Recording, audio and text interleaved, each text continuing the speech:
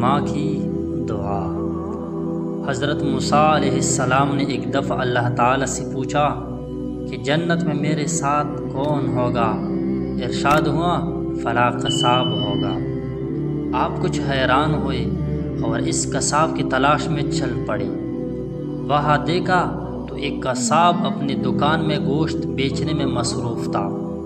اپنا کاروبار ختم کر کے اس نے گوشت کا ایک ٹکڑا کپڑے میں لپیٹا اور گھر کی طرف روانہ ہو گیا۔ حضرت موسیٰ علیہ السلام نے اس قصائی کے گھر کے بارے میں مزید کچھ جاننے کے لیے بطور مہمان گھر چلنے کی اجازت چاہی۔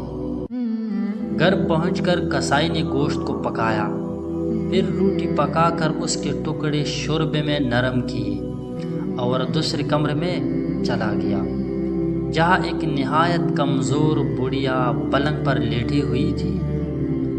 قصاب نے بمشکل اسے سہارا دیکھ کر اٹھایا اور ایک ایک لقمہ اس کے منہ میں دیتا رہا۔ جب اس نے کھانا تمام کیا تو بڑھیا کا منہ صاف کیا۔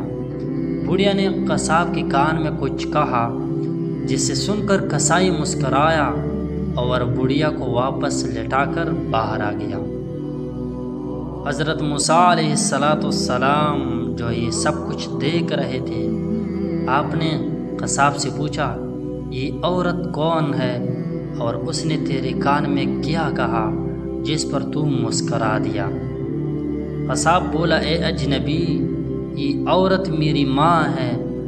گھر پر آنے کے بعد میں سب سے پہلے اس کے کام کرتا ہوں۔ یہ روز خوش ہو کر مجھے دعا دیتی ہے کہ اللہ تجھے جنت میں حضرت موسیٰ علیہ السلام کے ساتھ رکھے، جس پر میں مسکرا دیتا ہوں کہ بلا میں کہا اور موسیٰ کلیم اللہ کہا۔